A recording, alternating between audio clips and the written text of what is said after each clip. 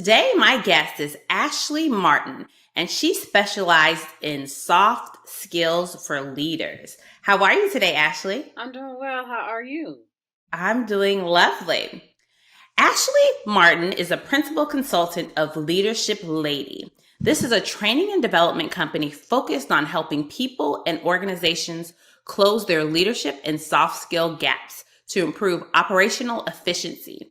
She focuses on three areas: people, productivity, and programming.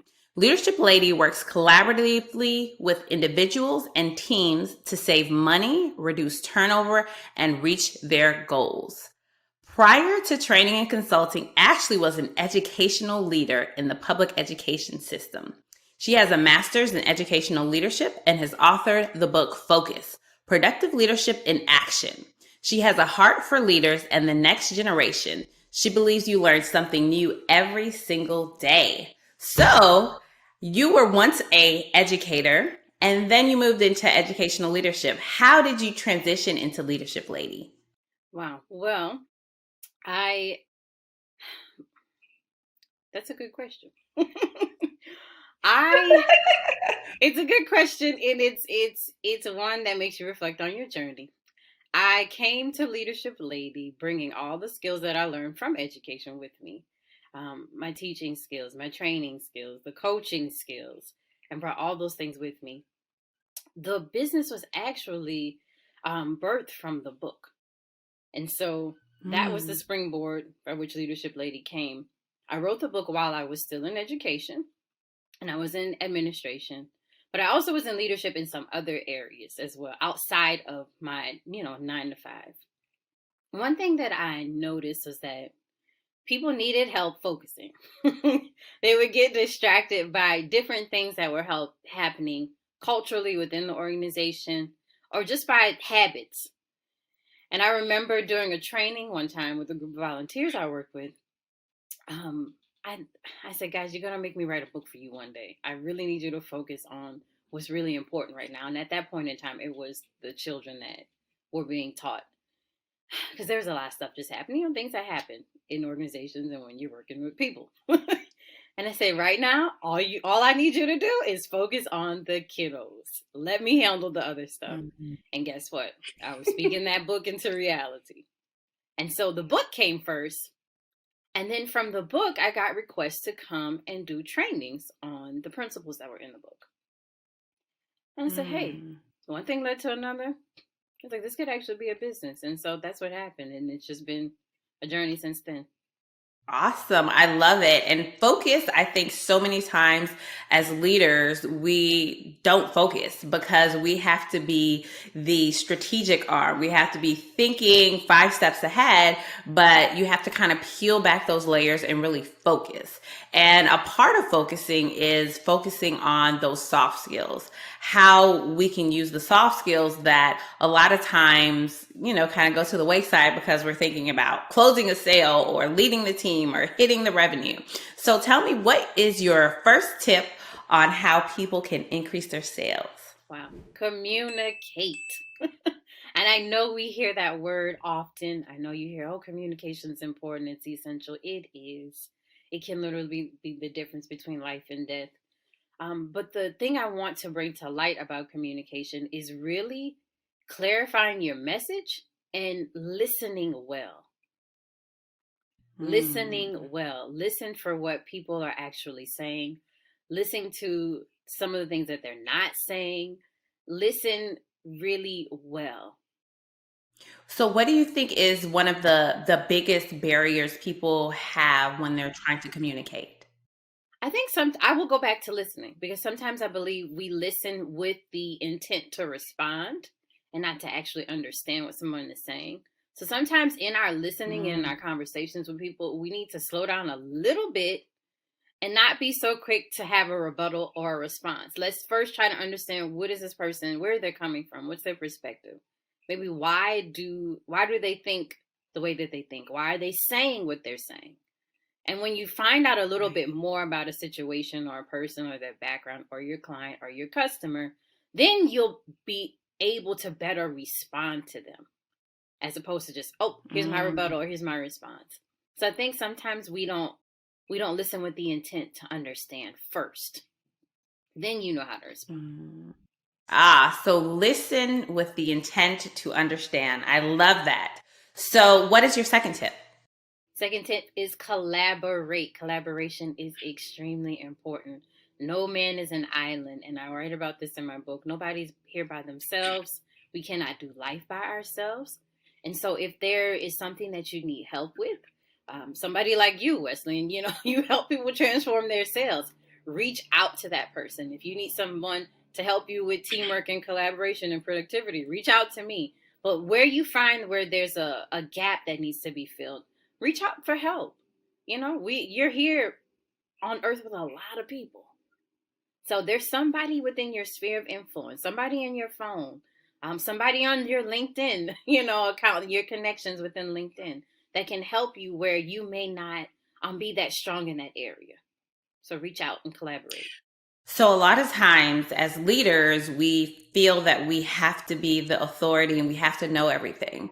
And we find it difficult really to ask for help or to say, hey, I'm not as strong in this area. How can you help me? Or how can we collaborate so I can strengthen my team? What is one of the easiest ways to kind of break down that barrier of saying, I need help or I want to collaborate with you? That's a good question because leaders are charged with, having a strong front. I think for someone maybe struggling with that, find your safe space first. So that you're a safe person, whoever that is, if that's a good friend or if that's a colleague or a coach, find that safe person first and talk to them because you have a rapport with that person and they can probably help minimize that barrier and break it down a little bit and direct you in the right way. Find a safe person first. And then if you really struggle with asking for help initially, maybe you should do a little bit of research online. If you don't want to talk to somebody first, hey, go to Google, go to LinkedIn, find out what books you can read first. And then hopefully Right. that'll break down that barrier, that knowledge barrier, but also the barrier down. Okay, well, I can ask for help and I can reach out to this person. I can send them a message saying, hey, can I schedule a consultation with you? So your safe space, and then perhaps maybe something a little bit less evasive, like finding a book or some type of product that's online. So just try, right? And one thing that I like to tell people is the worst somebody can say is no. And your feelings may be hurt, but you develop a thicker skin and you go to somebody else and the next person maybe say yes. So really collaborate. And what is your final tip? Confidence. Be confident in what it is that you offer. Be confident in the service or the product that you provide.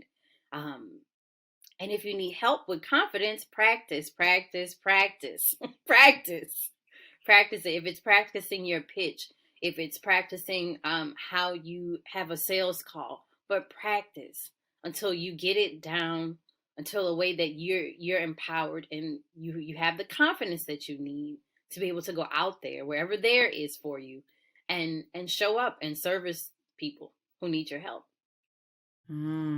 I love that. Being confident. One thing that I tell people a lot is you're the expert in your product, right? Your client, your prospect, they know their service, they know what they're doing, but you have to be confident. If you go into a sales call and you're wavering, how will you ever be the authority? So, confidence. I love it. So, you've given us some really good golden nuggets: collaboration, communication, and confidence. It's the three C's, huh? That's cool. Three C's. Those three C's that lead to cash. Wonderful. So, give me an example of a client that you works with that has used one or all three of these C's and really helped move their sales, change the trajectory of their sales team or their sales in general. Right. So I had the privilege and honor of working with a financial services firm, and initially started off with one training, and then we ended up doing a second training focused on focus and confidence. Well, we found that some of the team members on the sales team within this firm were not reaching their goals. And what it ended up being was the level of confidence in picking up the phone and going to people, doing cold calls or sending out emails. And some of that stuff was rooted in some really deep things. So there were some unexpected surprises that actually happened during that training, a lot of breakthroughs. But we unlocked all of that stuff, right? Things that really impact confidence. Sometimes people don't think about maybe childhood things that have really hindered their confidence, or things that happened at a previous job, and it was messing with them mentally. So one of the things that we did do was help people create a confidence plan and to boost their confidence. A couple of months later, checking with them, sales have skyrocketed, and the whole team and especially the leader has gone to the next level in their organization. So I was excited to be a part of that. That's amazing. So one thing that really struck me was it's not just, hey, I'm going to come to a training and I'm going to listen to you and you're going to fix me, right? Because a lot of people are like, how can you fix me? It's we built a confidence plan, right? So there was actually a plan, something they needed to follow in order to build their confidence. And just that one thing. So many people think you have to learn this product really well. You need to do this, you need to do that. Yes, all of those things are important, but having confidence to, like I just said, getting the door slammed in your face, right? And saying, okay, whatever, I'm going to go to the next one. That's so important. That is amazing and it's a financial service industry. So within any industry, financial services, that is one industry where there's a lot of competition, right? So you really have to be good and you really have to have thick skin. So for you to go in and really transform that team, that speaks to your skill level. That's awesome. So do you have a free gift for the audience? I do. Stress is here and present in our lives.